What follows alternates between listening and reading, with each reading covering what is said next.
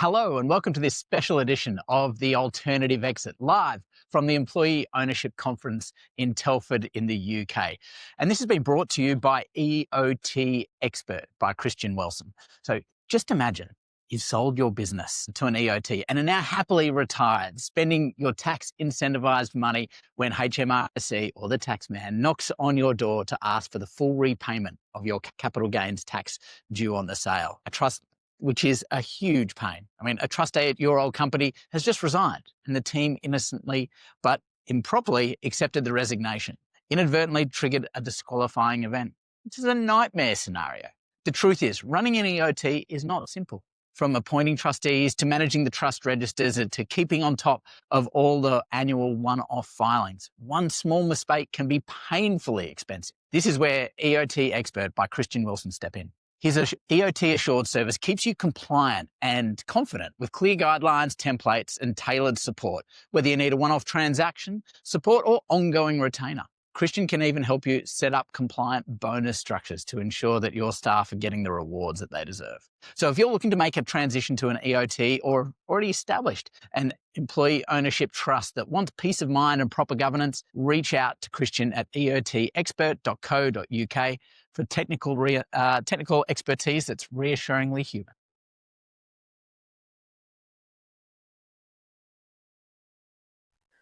Hello, everyone, and welcome back to another episode of this special series of the Alternative Exit. So our next interview from the EOA Conference is Michael Hodgson from Glide. Welcome. Thank you very much for having me. Fantastic. So love it if you could just tell people a little bit more about what Glide does, what your organisation does, and also what you do in the business. Okay, so Glide is the employee-owned membership organisation that looks after shareholders across 3 manufacturing businesses. So we've got Gripple, Loadhog and GoTools. So my role is to be essentially the elected chair of Glide. So we have a board of elected representatives from around the world. Our responsibility is to be custodians of the business. Yep. It is to hold the businesses to account on key performance principles. It's to work with the reps on things like engagement, sharing benefit, development initiatives that we offer to our members. So our businesses, as I say, manufacturing businesses. So Gripple, they make wire joiners and tensioners. Yep. So started off as an agricultural wire joiner, innovative means of avoiding knotting and tying wire fencing together. Yep. Evolved into construction in the late 90s. So we basically turned the product through 90 degrees and started suspending all manner of building services on construction projects. Nice. So that is now a £130 million turnover business that's operating in 20 global locations. Loadhog is the sister company. It was spun out of Gripple as essentially an innovative solution to a problem that was brought to Gripple. Yep. Around how they transported Xerox printers on the back of lorries. So that business has become essentially returnable transit packaging. So working with supply chains, working with retailers to remove single-use plastic, cardboard out of supply chains. £45 million turnover around about this year. About 200 people at 4 locations. And then GoTools is a tooling manufacturer. So they make the tools Gripple use to die cast the housings for their products. They make the tools that Loadhog use to make the cassettes on their product line. So the 3 are connected quite nicely. And yeah, that's a wide history of the businesses. Yeah, very cool. And so in terms of Glide, so are all employees members of Glide, and Glide owns all 3 companies? Yeah, so basically Glide holds a portion of gifted non-tradable shares, which were donated by our founder, Hugh Facey. So Glide essentially has around about 20% of the total of the shareholding across the businesses. We've got a direct model of ownership. So love it. You hear a lot of conference around EOTs. Yeah. We are not an EOT, we are direct, which means every single person in our business has a requirement after a year in the business to buy shares in their parent company. Okay. So they buy their shares from Glide. As soon as they buy shares in their parent company, they become a member of Glide. Is Glide set up as a cooperative or as a limited liability company? Yeah, limited liability. So set up a bit like a sports club. Yeah. So one member, one vote, no hierarchy, and obviously elected representatives from across the business. Awesome. So the direct ownership model, which you guys are operating at Glide, is pretty different than Yeah. what people are talking about here today. How'd you guys end up with that? Well, I would say our founder, Hugh Facey, he's very innovative. He's very entrepreneurial and he likes to do things differently. So he first offered shares to people at Gripple in the early 90s because he wanted people to experience the capital growth Yeah. opportunity that I guess he had. And he wanted a model that was different to an EOT. If you speak to Hugh, I'm not here to trash EOTs at all. I know a lot of You'll people leave that to EOTs. Hugh. You speak to him and he'll say, oh, it's not proper employee ownership. He likes the idea of people having skin in the game, people having a direct ownership and that opportunity to see their own personal financial growth as a result of being in the business. But Hugh's not alone. I mean, we've also had in prior podcasts, we've had sort of one of the former chairs of the EOA, Deb Oxley. She's also talked about how that the EOT is not perfect, and there does need to be, and the fact that people actually don't have a share in the equity is one of those failings. I think that's like the Canadians are sort of their transition towards the EOT. What the Slovenians are doing, they're fantastic sort of elements to be able to bring that ownership structure. But you found a way of direct ownership. Yeah, and I think what I would say we find, and I think a lot of people who we meet from other EOBs will observe, is there's a real good opportunity to link the performance of the business with the opportunity to grow that investment. Yeah. And to link people's engagement and understanding of how business performance affects them and how their discretional effort is going to impact them individually. So when we talk about, sharing information, sharing how we've performed over the last financial period, and then talking about this is what the forecast dividend is going to be, this is what it will do for the share price, you see the cogs turning and you can see people thinking about, and that is ultimately what is driving, I think, a lot of our culture is that buying, that individual buying and that mentality of this is my future and I need to work and contribute to deliver on that. So it's powerful. Yeah, really, really cool. And I love the facts that I love about equity is also aligning long-term incentives. So did you guys, like within Glide, do you guys ever sort of talk about, hey, look, promoting, hey, let's suspend our dividend and invest in these sort of more capital intensive projects? Is that something that you guys have a role in, or is that still at the company level? Yeah, I would say there's always a conversation around to what extent do we pay a dividend. Clearly that's something we ratify as a shareholder board as part of our governance. We always try and pay, or the aim to pay a minimum of a third of post-tax profit as dividend. Oh, wow. And the other 2/3 gets reinvested. Yeah. At the moment, our principle and certainly the culture of the organisation is let's always be really focused on paying dividend to the members and making sure we have that consistency and that opportunity because ultimately the dividend is what drives the share price. Our share price mechanism is an annual rolling dividend. So the last 4 quarters of dividend payment times by 30 is the metric that how we arrive at the share price. And that's effectively your valuation, which you then use for the employee buy-ins. And how about exit? Like you've got once you're in the company for a year, you've got to buy in. But how about when someone leaves the company? So it's an internal market. So when someone leaves, they have to sell their shares back within a certain amount of time, or so we'll usually what we have within the business is 4 quarterly share windows. If you have someone leaving the business outside of one of those share windows, they will essentially, there'll be a flag raised. We need to pay this person back out. They need to sell their shares back to Glide and they're exiting. So that will happen at that point, and whatever that last share price communication was in the last quarter, whatever that current share price is, that's what they'll sell their shares for. The only anomaly to that is if you retire. So if you retire, you can keep your shares, which obviously a lot of our retirees do because they've been in the business a long time. They see the dividend income that they're getting from potentially significant amounts of shareholding and think, well, that's a great income generator while I retire. So that is the one anomaly to who can have shares outside the business, basically. Does that not present a bit of a liability on Glide's balance sheet with a growing number of retirees? Yeah, it's an interesting challenge that we've got. It's certainly something that the whole group of businesses is thinking about. Yeah. That, I guess, legacy shareholder, legacy impact of, fairly significant growth over the first 20, 25 years of the businesses. And how do we make sure that we're prepped to buy those shares back? And, luckily we're very proactive on that front. And we spend time forecasting with the businesses. And obviously Glide's priority, first and foremost, is to facilitate that buyback of shares when it needs to. Yeah. if the market gets too big, and you can imagine situations during the current economic climate where it can get too big, Yeah. and you have more people selling than buying. Yeah. That's when the businesses then support with those share buybacks, and also take opportunities to buy each other's shares to invest in the other businesses as well.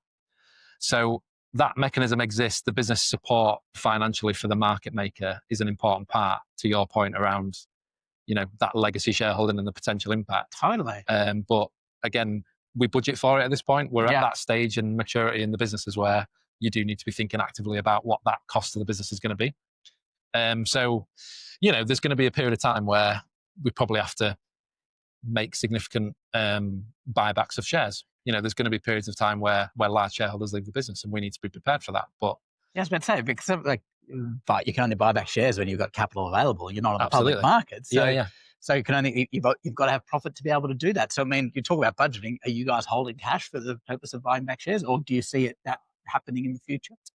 Yeah, I think there's an endeavour, certainly from a Glide budgeting perspective, there's an endeavour to consider what percentage of our annual dividend income should be ring fenced for share buybacks. Yeah. There's also an endeavour from the businesses to consider how much money they need to ring fence for that, definitely. And clearly we're not in a position naturally in where the markets are where we can build that capital reserve at the extent that maybe we want to. Yep. But it is the appetite of the business to say, look, we need to be thinking about this, and let's make sure we've always apportioned money to do it. Very It's cool. an interesting challenge. Yeah, mate, absolutely. I could go so deep in. I love these models, and as I said, it's not one that we've talked a lot on the pod around this sort of direct ownership and approaches to that. I mean, we find a lot of the times we're obviously speaking to sort of broader forms of employee ownership, and people shy away from that because of the technicalities required to do these transitions, setting up internal markets. These things do have some challenges. But I want to transition the conversations away from that sort of technical aspect more to the employee aspect. I mean, how you guys, specifically about how you as Glide really drive that employee voice that then sort of grows into the portco, or how does it stay directly within those portcos? How does that conversation? Yeah, there's a lot of threads to this, and I think certainly from when Glide was established in 2011 to where it is now, we've evolved massively in terms of how well we do this. The first element that we have with Glide is that it's entirely democratic. So when we elect, one person, one vote? Yeah, but also if you want to be a Glide representative, the only stipulation is you own shares in the business.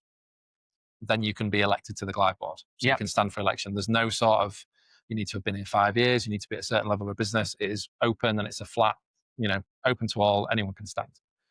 So the first element that we've got is, through that democracy, quite a diverse board. Yeah. Which brings a lot of different perspectives, a lot of different sentiments.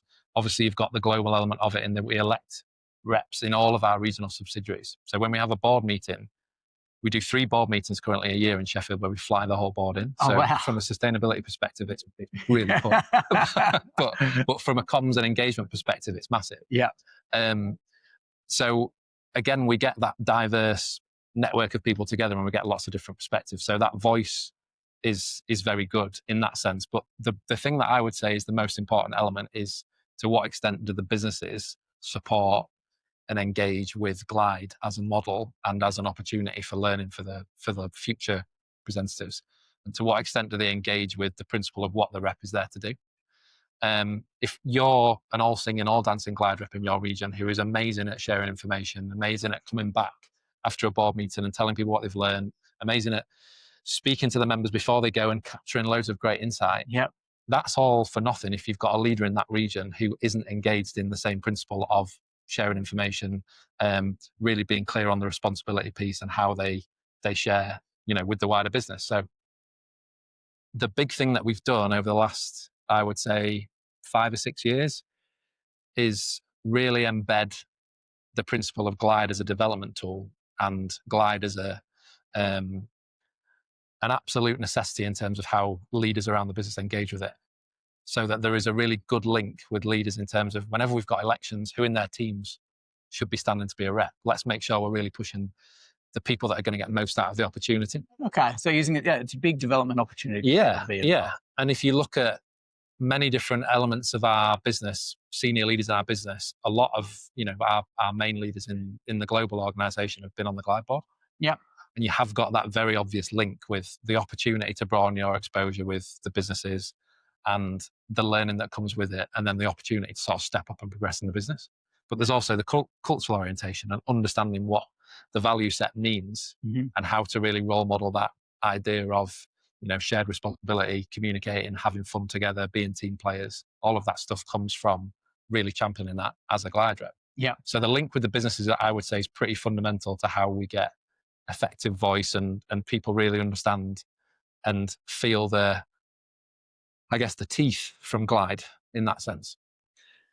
So that engagement is mainly via the rep.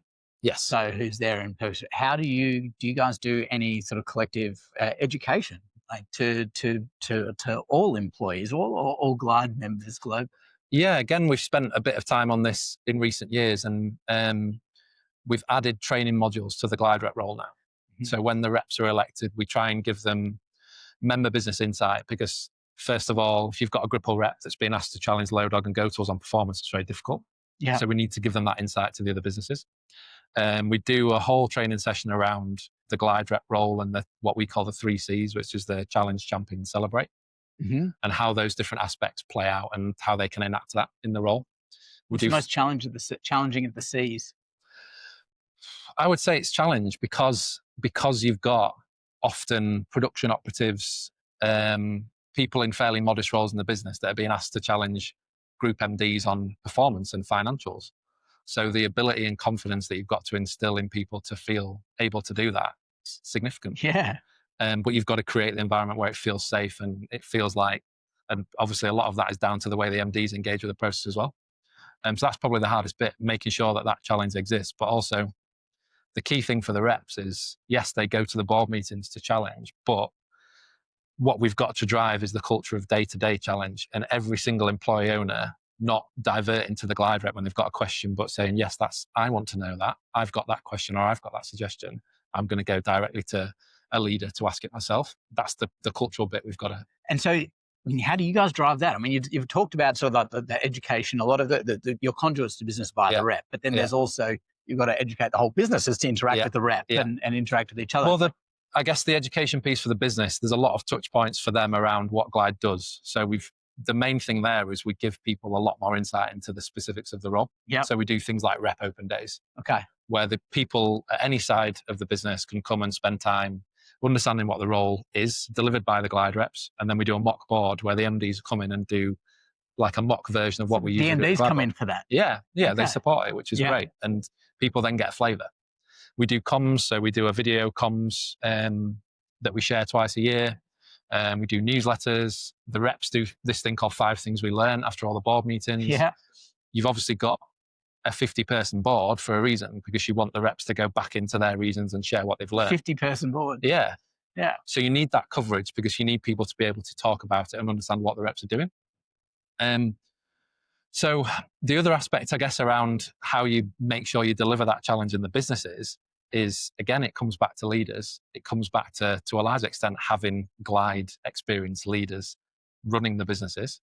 It comes back to giving people a forum and a mechanism to be able to do it. It comes back to the culture that Hugh started from day one, which is, if you've got a question or you've got something you want to say, you put your name to it because this is your business. There's a whole thing that you see in a lot of businesses around suggestion boxes and anonymous questions. And I get at a certain stage and size of a business that maybe anonymity is quite important to drive that interaction.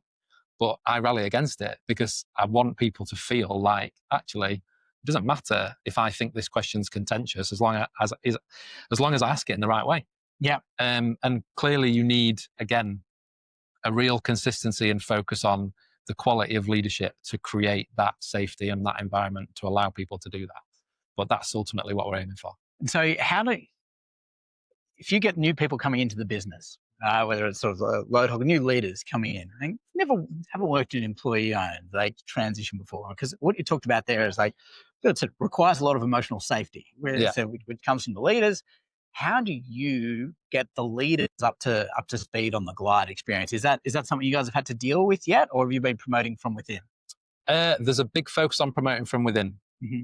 We do we did set an aspiration back in we work in 5-year cycles in the businesses, and back in the last 5-year cycle, we said we don't want to appoint any directors from outside the business. Yeah. We can bring in external expertise and we can bring that talent and skills in from outside, but not at director level. Because what we've seen is you need to get people really indoctrinated in terms of the culture of the business and how it works and how they need to lead, and obviously lead differently in our business because we're not process heavy, we're not structure heavy. We want people to take responsibility in a slightly different way. So you need people to really understand that business before, I guess, they can step into a senior role. Yep. So how do we train people? I guess things like this. So we invest significantly in conference. So there's 15 people from our group here. Yeah, your name was mentioned at the keynote. There was a big cheer from from the audience. Yeah, so for us, this is a massive development opportunity because it's giving people some cultural orientation into the EO sector that they might not have had before. The other element, obviously, is how do you, from day one, recruit the right sort of character and value set to come into the business and really do well in our business. And the direct model, again, is another interesting mechanism which allows us to essentially test that. Because what it does is we say to people, you need to buy shares after 12 months. You can buy them earlier, but what you've essentially got is a 12-month window where the individual is thinking, right, this business is a little bit different. Do I want to be a part of it? Absolutely. Do I want to buy in? And the business is thinking, is this individual the right cultural fit? Do they fit with what we're trying to achieve? And you've got essentially that 12-month window where you're really able to do that work to make sure you're both on the same page. So I'd say getting that personality, that value set in the business from day one is how we make sure we've got the leaders in the right space to lead in the way we're talking about. But we've also got to be really clear on how we give feedback, and feedback is a gift.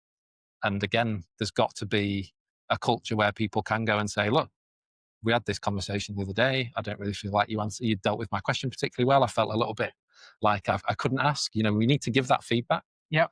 And people need to have, again, opportunities to understand where they maybe have learning. We use something called the 5 E's, which is basically a set of leadership behaviors. It's not ours. We didn't create it ourselves. You know about it, right? No, I don't know. I actually don't know the 5 E's though. Oh, okay. Well, ours are different. I think the original model is 4 E's, but ours is energy, energize, engage, execute, and edge. All right. And essentially what I think that model does for us is it gives everyone in the business clarity around what the expectation is from a leader perspective and what the 5 absolute key elements of being a leader in our business are. And it gives us a framework which our leaders can, appraise themselves. They can get feedback from their peers, from line managers, and from direct reports on those 5 E's and how they deliver them. Mm-hmm. And all of those are very much geared towards the environment we create, the culture we set to encourage that challenge that we talk about. Love it. I love geeking out on the cultural elements. I mean, in many organizations, it's the part that is underinvested in. And you guys are obviously, you set up Glide. This is a large overhead on the business because I'm presuming it's funded by the three core companies. Yeah. So in some cases, yes, it is. Basically, the way it's funded is Hugh gifted and Roger Hall, our sort of group FD at the time, when they set up Glide, gifted a big chunk of their shares into Glide. Mm-hmm. So what Glide is left with is about 5 million shares, 4.1 million Gripple, about 900,000 load hog, which is earning dividend income for Glide. Okay, yeah. So we get, at the moment, we sort of get around about £1 million a year. But what you have got is share windows where sometimes you can have, retirees, legacy leavers that sell shares back, and then suddenly you need the business's support if you've not got that dividend income to satisfy that buyback. So yeah, there's a mixture. Glide has its own income stream, and that's really important. And also its own expenses though.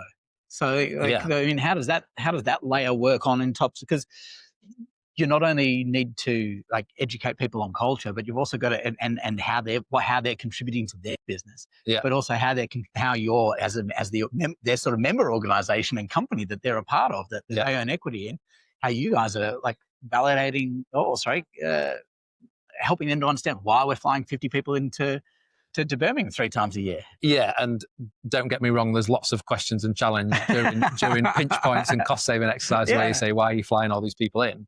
And especially considering that's their dividend too. Yeah. And we regularly interrogate things like that. Mhm. We regularly sit and think, well, is this the right thing at this When you point say in time? we, who's the we?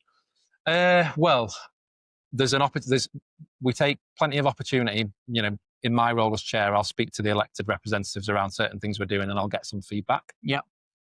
We have allocated what we call rep spend, where we give all the reps in all the different sites and regions an allocation of budget to spend on engagement, team building, sports, social activity. And there's been points in time over the last couple of years where we've not maybe had the income that we thought we would, and we've had to make some changes. And I'll speak to the reps about that. And I'll say, what do you think? What's the feeling? What do you think the impact would be? And we'll have those discussions. And naturally, democratic decision making isn't the way to go, but I'll get sentiment and I'll make a decision based on what I hear. But we also have conversations. Obviously, the role of the chair of Glide ultimately sits on what we call the shareholder board, which is where our Gripple MD, our Lodog MD, our Group FD is chaired by our founder, Hugh. They'll report into that board. I'll report into that board. But there's always quite a close network there of people that will consider things like, we're flying, 50 people into Sheffield 3 times a year. What do we think? And a lot of the time, what I come back to is, what's the value? We can put a monetary value to it. We can put a CO2 efficiency value to it. But what's the value to us as a business? And ultimately, we often arrive back at the point that it's massive for us in terms of bringing these people to the business, having them at head office for the week. It's not just a board meeting. They're here. We go for dinner. We do charity fundraising activities. We do training sessions. We spend time in the departments. And the challenge for the reps, obviously, during a time when sometimes it's not as financially viable as maybe it was before, the challenge for the reps is to say, well, you're adding value as a Glide rep, but how are you adding value in your day-to-day role as well? So how are you contributing when you're here to the departments where you can sit and spend time with them and really add some value in your role? So there's a lot of different threads to it, but I think the optics of it, and like I say, you sometimes get people in the business that say, is it the right thing? And it's ultimately, you want to welcome that challenge because people are thinking about their business, right? And they're thinking about their dividends, and we need to be thinking about that. If we get to a point in time where Glide isn't offering the value that it should do, then questions need to be asked around the validity of the 3 board meetings. But at the moment, I think we're in a situation where you can see, I think the MDs can see, I think the business can see what we get out of those meetings and the importance of it. Yep. Look, we've talked about, I guess, the 3 elements I often hear in sort of great EO businesses. We've talked about sort of the education which happens. We've talked a little bit about open book management, how you guys sort of share some of that information. You did touch on something there with regards to governance. Mike, you talked about participatory frameworks, getting everyone involved in that conversations. But there you just talked about, like, you're a democratically run organisation, but then there's some decisions that just need to be made. Yeah. How do you guys define that? And are they sort of documented as to, hey, look, these are the types of democratic decisions we'll make as Glide, and these are the ones that we'll actually say, no, this is just a leadership decision? It's a great question. I wouldn't say we're in the detail of defining what needs to be deliberated by the board and maybe what needs to be decisions that we make. I think the obvious mechanism for Glide to be a decision maker is through that shareholder board. Yep.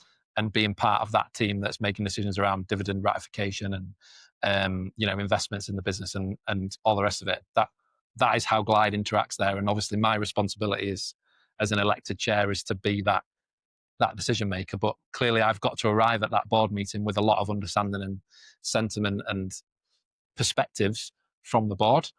I don't think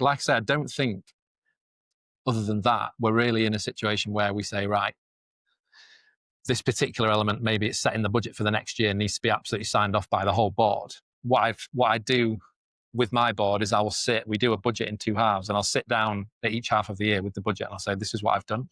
This is what we're going to have in terms of dividend income. Yeah. This is what the businesses are forecasting. These are the things that I think we're going to spend. Any thoughts, any questions? And I'll open it up. And I might make little tweaks based on the feedback I get. But beyond that, and like I say, certain elements where I speak to the reps about what we think is the right thing for the business to do, ultimately, I think there's got to be an element of making decisions and taking the insight, taking the perspective, but ultimately making the decisions that are in the best interest of the members. And a large part of that is me being able to do my job properly. Yeah. I love it. Thank you for articulating it. I mean, because there is a lot of challenges in like what we're seeing in democratically organizations like co-op, where they can struggle to make these decisions that are right for the appropriate, like for their members into the future. Yeah. So like having that delineation between ownership or membership and management is clear. So it's great to hear you sort of talk about that. Yeah, and I think the interesting bit around Glide for us is that sometimes it's perceived, and maybe it's sort of it's the potential thinking that it's like an EOT, is that the businesses are ultimately responsible, or Glide's purpose. That's Ed, the MD of Gripple. You know him? No. Ultimately, the keeping you in check. Yeah, yes. I like it. So sometimes the thought is, well, ultimately the businesses are answerable to Glide, and Glide is a decision-making body that's there to decide on the direction of travel. That's not how it works. Yeah. We have essentially a responsibility to challenge and hold the businesses to account against some really clear governance principles around growing the businesses, around new product innovation as a percentage of turnover, around charity contributions, and around supporting this sector. It's really, really clear governance, and everyone's crystal on that point around. So you're effectively a minority shareholder, like it's 20% in sort of these respective businesses. Yeah. But you've still got a really strong say over like these core elements that you're talking about. Yeah, I mean, you can argue that we're the biggest shareholder because everyone's a member of Glide, and all the individual shareholders are part of Glide. So that 20% alongside all the individual shareholders ultimately represents the largest in the business. Yeah, okay, because they're in both pools. Like they've got their own equity in. Yeah. But I think what we've done pretty effectively over the last few years is we've added Glide representation on the company boards. Yeah. So you've got that voice there. Okay.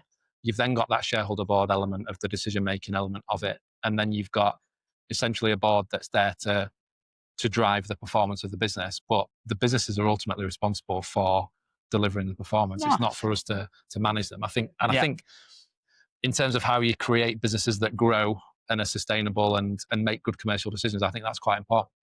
Absolutely. Yeah, totally. Mate, this has been awesome. As I said, could geek out on this for a while. But before we go, I'd like to ask you 3 quick questions, if that's all right. Yeah. Okay. So, favorite pizza topping? No. Sorry, which is? I like salami and pepperoni. Yeah. Mate, same here. Yeah. So, but it is more EO oriented. Okay. Sadly, not as fun. But who is the leader that you most admire in employee ownership? That's a great question. I'm always very impressed with Andrew Lane at Union Industries. And I think what I've probably done there is naturally gravitate to a business that feels and acts and looks a lot like ours. Yeah. Very authentic Yorkshire business, very clear on what their purpose is, and really, I guess, straight talking principled people. So Andrew, I think, it does a great job of running that business, and it feels like very similar guys to ours, I would say. Very cool.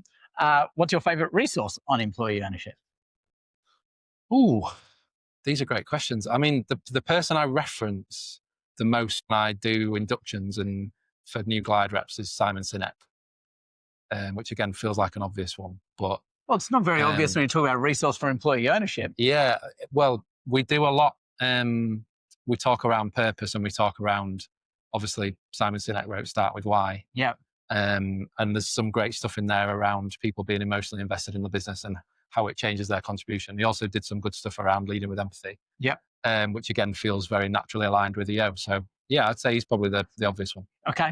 And then what would you say to a business owner who's sitting on the fence regarding a transition to an employee-owned model? I would say consider the culture of your organization. Yeah. Consider what you want out of it. Be clear with where that alignment sits, because I think I probably see quite a few examples of employer and businesses that I meet that sometimes that cultural alignment's not there. Yeah. And that transition to an EOT hasn't always been done with that thinking beforehand. I would say be really clear on how you're going to set the scene for the future employee owners. Be really clear on what their responsibility is. And ultimately make sure that you've got a really clear agenda, clarity, clearly. You've got a really clear agenda on what you want an EOT or some sort of Glide type membership organisation to do in your business. I think often when I see the transitions happen, there's a lot of, well, we don't really know what our purpose is here. We don't really know what we're being asked to do. And I think there's some great stuff around founders' wishes. There's some great stuff around, in our business, custodian charter, and being really, really clear on what's the purpose, what are we trying to achieve? Well, we're trying to achieve growth. We're trying to achieve value for our members. We want to be here forever. Yep. If you can be, really focused on those things, then go ahead, crack on, do it. Awesome. Michael, this has been great. Where can people go if they want to learn more about sort of the great innovative story that is sort of the Glide? Yeah, I would say we don't really actively, other than those massive banners in this hall that have got a Glide brand on them, we don't really actively promote ourselves outside the businesses. But Gripple, Low Dog, Go Tools, their websites are the best places. And naturally, if you're ever in Sheffield and want to pop in for a coffee and see us, then by all means, we're always happy to host. Brilliant. Michael, thanks for joining us in the Alternative Exit. Nice one. Thanks for having me. Awesome. Mate, thank you. That was great. Right,